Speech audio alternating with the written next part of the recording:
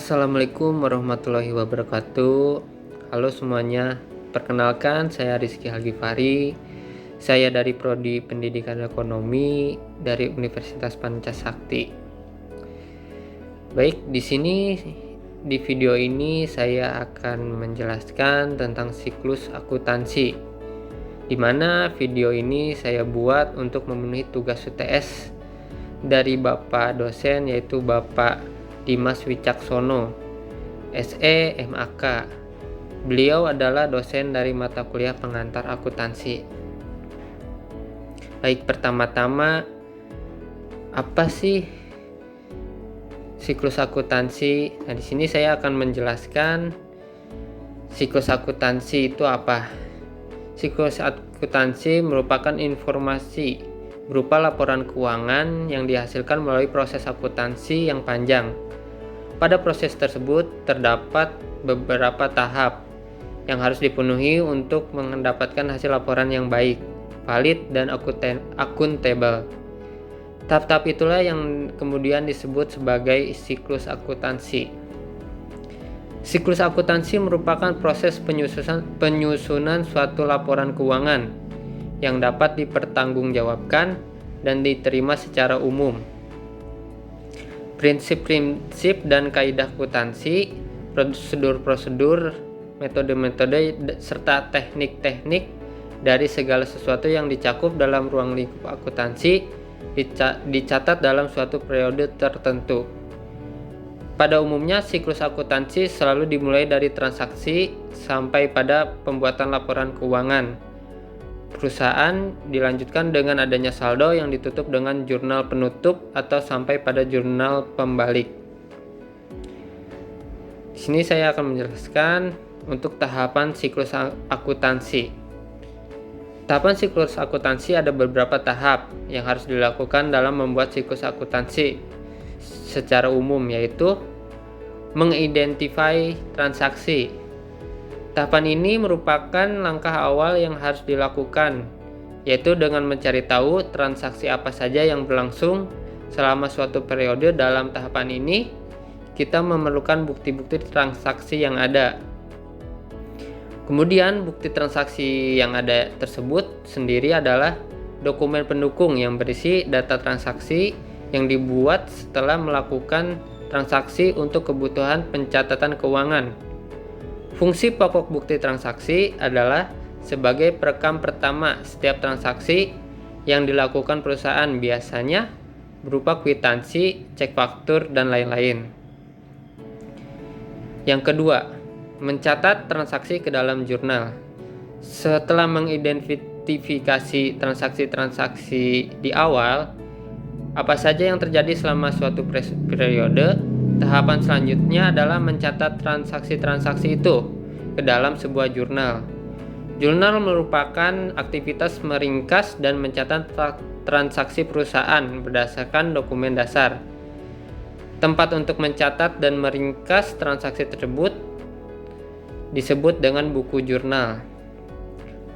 Lalu tahapan ketiga, memindahkan buku atau posting transaksi ke buku besar. Tahapan selanjutnya adalah memindahkan buku atau posting adalah aktivitas memindahkan catatan di buku jurnal ke dalam buku besar sesuai dengan jenis transaksi dan nama perkiraan masing-masing. Buku besar adalah buku utama pencatatan transaksi keuangan yang mengkonsolidasikan masukan dari semua jurnal akuntansi dan merupakan pergolongan rekening sejenis. Buku besar merupakan dasar pembuatan laporan neraca dan laporan laba atau rugi. Selanjutnya, tahap keempat, menyusun neraca saldo. Neraca saldo merupakan pengelompokan saldo akhir di dalam buku besar atau daftar yang berisi kumpulan seluruh rekening perkiraan buku besar. Neraca saldo biasanya disiapkan pada akhir periode atau dapat juga disiapkan kapan saja. Untuk menyiapkan neraca saldo tiap perkiraan harus ditentukan terlebih dahulu. Cara membuat neraca saldo inilah sangat mudah, yaitu dengan ngutip atau menyalin saldo semua akun yang ada dalam buku besar.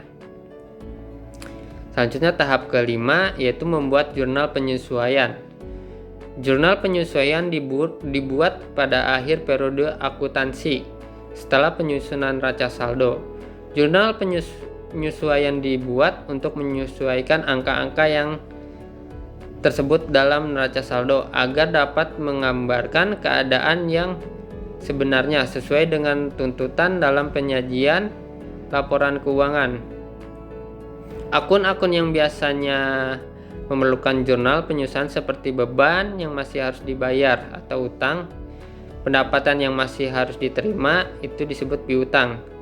Penurunan nilai aktiva yang bersifat tetap dan bersifat habis terpakai. Beban dibayar di muka, pendapatan diterima di muka, dan piutang tak tertagih.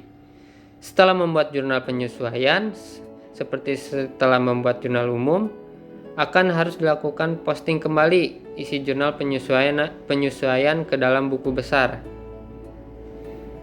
Selanjutnya tahap ke-6, menyusun neraca saldo setelah penyesuaian. Setelah disusun penyesuaian atas akun-akun tertentu, akun-akun yang bersangkutan tersebut pasti mengalami perubahan nilai atau nominal, sehingga nilai saldonya perlu disesuaikan kembali dengan penyusunan neraca saldo setelah penyesuaian.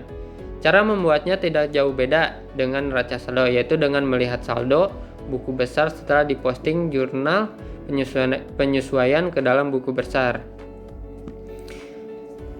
Tahap selanjutnya, menyusun laporan keuangan. Setelah membuat neraca saldo, disesuaikan tahap selanjutnya adalah menyusun laporan keuangan.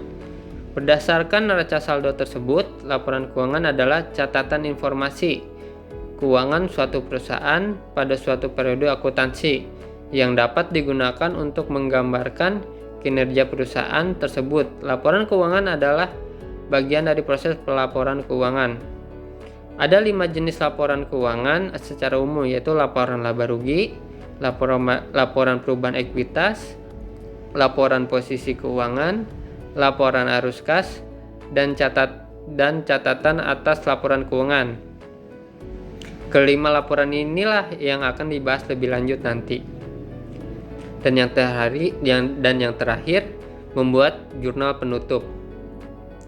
Jurnal penutup adalah jurnal yang dibuat pada akhir periode akuntansi untuk menutup akun-akun nominal sementara.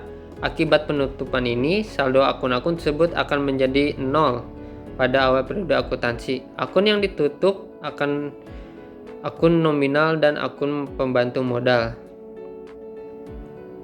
Akun yang ditutup adalah akun nominal dan akun pembantu modal. Agar lebih jelas, akun nominal adalah akun yang pada akhir periode dilaporkan dalam laporan laba rugi. Sedangkan akun real adalah akun yang pada akhir periode dilaporkan ke dalam neraca. Yang termasuk akun nominal adalah pendapatan dan beban, sedangkan akun pembantu modal adalah prive dan laba rugi.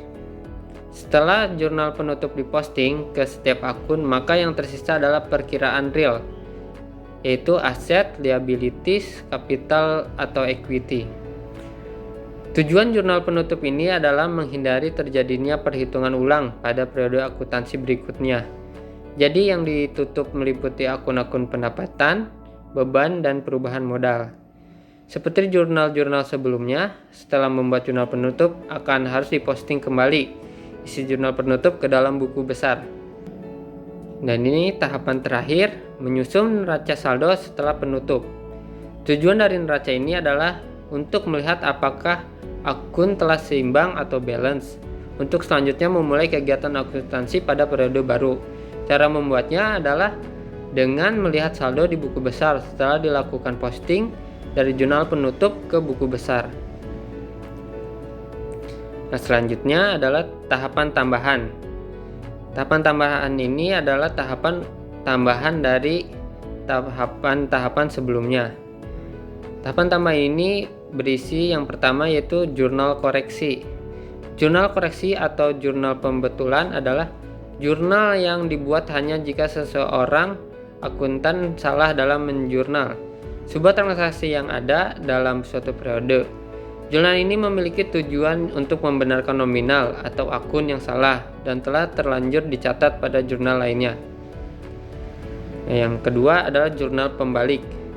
Jurnal pembalik adalah jurnal yang dibuat sebelum awal periode akuntansi yang baru dimulai dengan tujuan untuk memudahkan proses pencatatan pada periode selanjutnya. Nah, pembahasan selanjutnya adalah tentang jenis-jenis laporan keuangan secara umum. Yang pertama adalah laporan laba rugi. Laporan laba rugi adalah bagian laporan keuangan suatu perusahaan yang dihasilkan pada suatu periode akuntansi yang menjabarkan unsur-unsur pendapatan dan beban perusahaan sehingga menghasilkan suatu laba atau rugi bersih. Yang kedua adalah laporan perubahan ekuitas.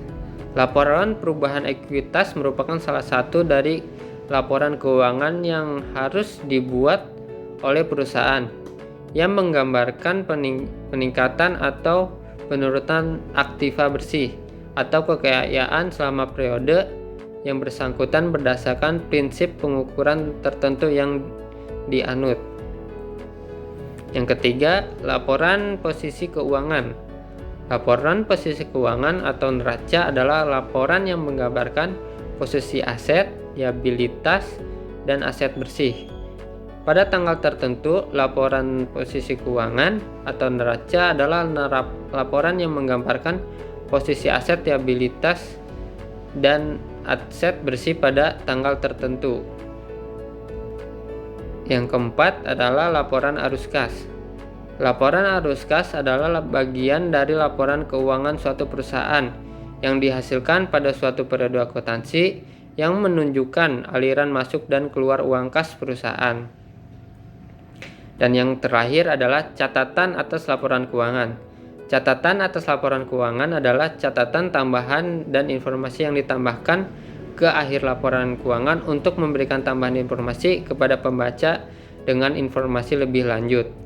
Nah, dari pembahasan tadi kesimpulannya adalah siklus akuntansi merupakan serangkaian langkah-langkah yang terjadi selama periode waktu yang telah ditentukan sehingga menghasilkan laporan keuangan yang berguna bagi para pemakai laporan keuangan, baik itu pihak internal maupun pihak eksternal, dan dimulai dengan terjadinya transaksi-transaksi yang dicatat dan dikumpulkan secara sistematis pada akhir tahun dari daftar kertas kerja yang memuat semua perkiraan dalam buku besar.